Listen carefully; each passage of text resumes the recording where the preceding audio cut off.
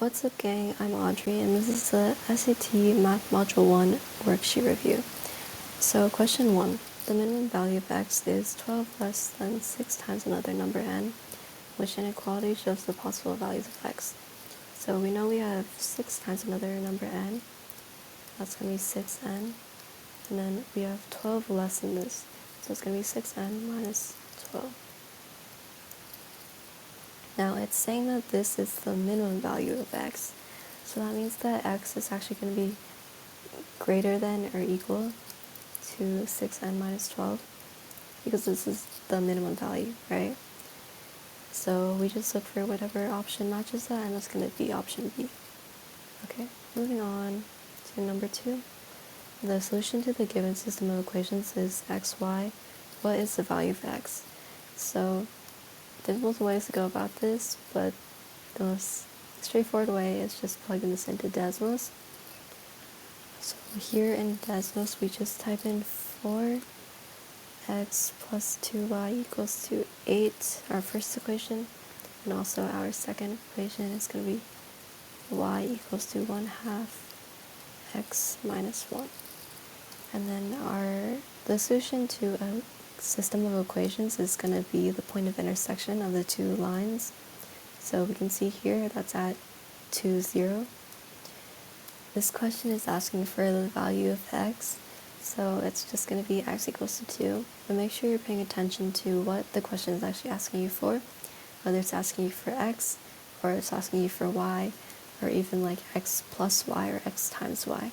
Just make sure to read carefully for that. Okay, question number 3. Right triangles LMN and PQR are similar, where L and M correspond to P and Q respectively. Angle M has a measure of 53 degrees. What is the measure of angle Q? So to help visualize this, I'll just draw 2 right triangles.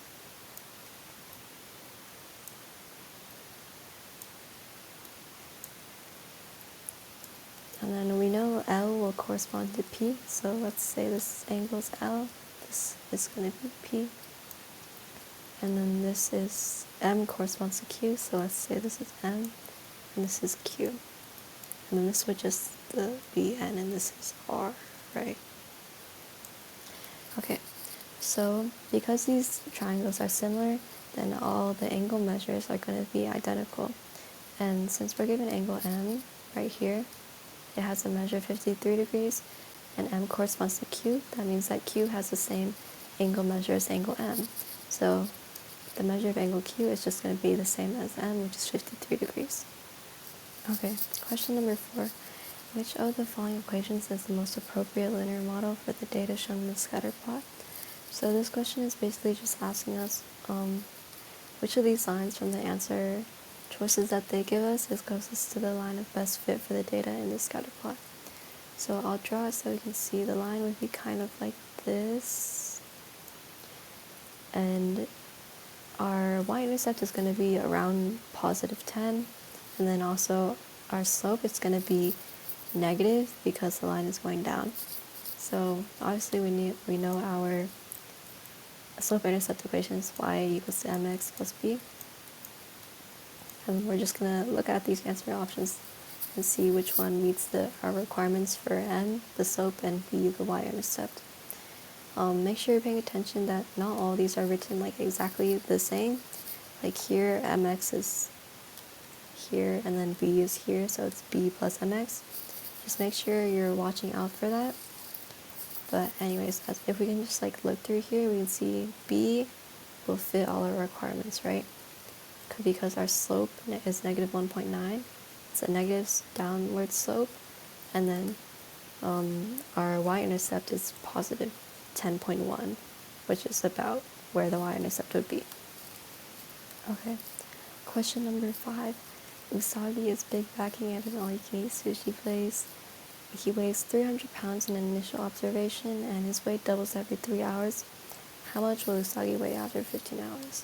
So first off, how many times is his weight going to double?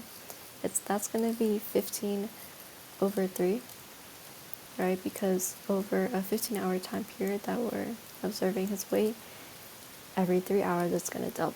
So we know it's going to double 5 times.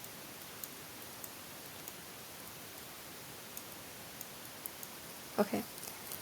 So basically you just multiply, you double 3 5 times, or you just multiply by 2 5 times, which is, we could also just write like 300 times 2 to the 5th, right? Okay, so now we'll put it into our calculator to see how much he weighs. So 300 times 2 to the 5th, and we get 9,600. So we know that after 15 hours, Usagi will weigh 9,600 pounds. Okay, question number 6. Circle A has a radius of 3n and circle B has a radius of 129n, where n is a positive constant. The area of circle B is how many times the area of circle A? Okay, so we know the area of a circle is going to be pi r squared, where A is the area and r is the radius.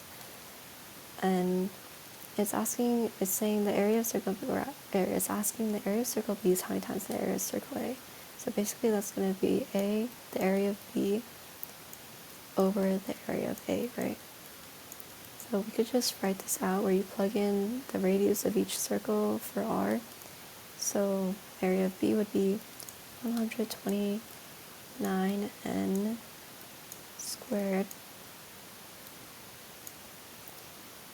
times pi, and then the area of A would be 3n squared times pi.